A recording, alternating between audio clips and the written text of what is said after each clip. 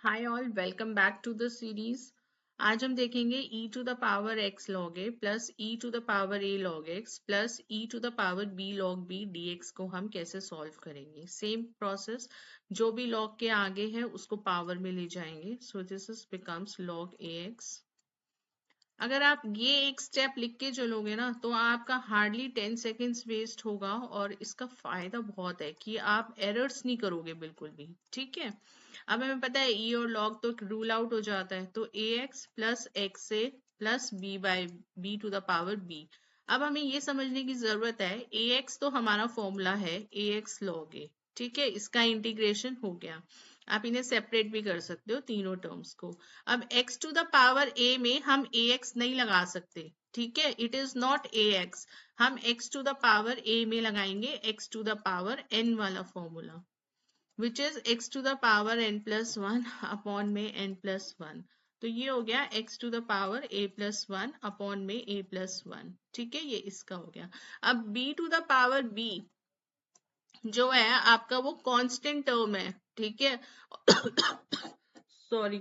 और constant term का integration क्या होता है, b to the power b times variable और प्लस c।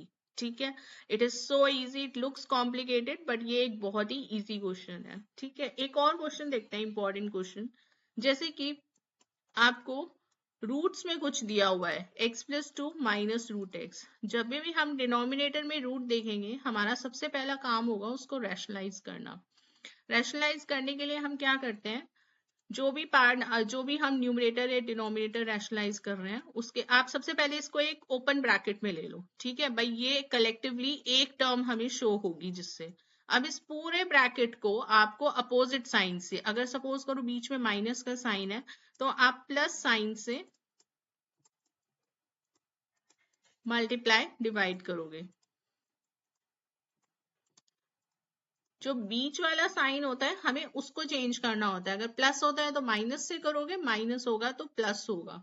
ठीक है, अब यहाँ पे हम डिनोमिनेटर में इसको a ले लो, इसको b, a minus B A plus B हो गया डिनोमिनेटर। ठीक है, तो ये हमारा क्या बन गया, A square minus B square.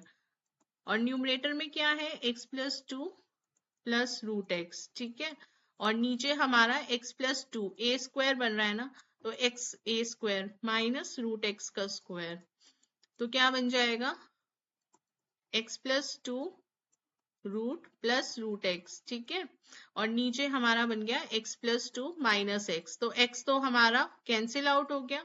अब हमारे पास क्या रह गया, x प्लस टू, जो डिनोमिनेटर का वन बाय टू है उसको कॉमन ले लो बाहर, x plus two plus root x dx। अब ये सिंस हमारी दोनों टर्म्स इंडिपेंडेंट है तो आप क्या कर सकते हो, वन बाय टू को अलग ले लो, वन बाय टू कॉमन है, x plus two one by two plus x one by to dx। ठीक है, तो x प्लस टू का आपका इंटीग्रेशन के लिए आप फिर से xn वाला ही फॉर्मूला यूज करोगे।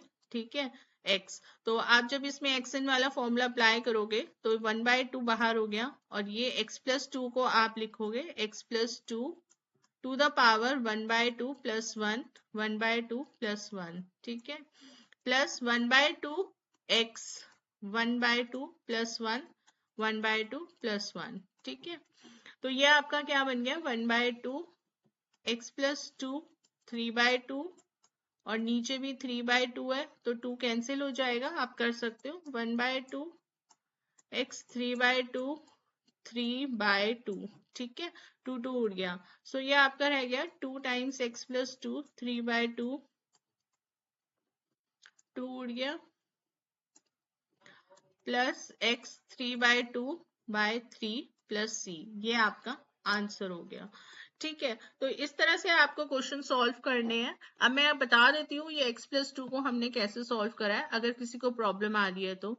ये देखो, जब भी आपका x n वाला फॉर्मूला लगाते हैं तो उसमें जरूरी नहीं है हमेशा x आपका सिंगल हो। ठीक है, ये x प्लस टू भी हो सकता है, कुछ भी हो सकता है, बट जो हमारा फॉर्मूला है वो सेम अप्लाई होगा, n plus one n plus one.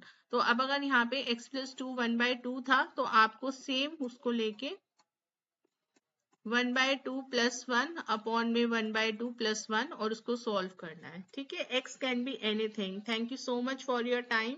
If you have doubts, question,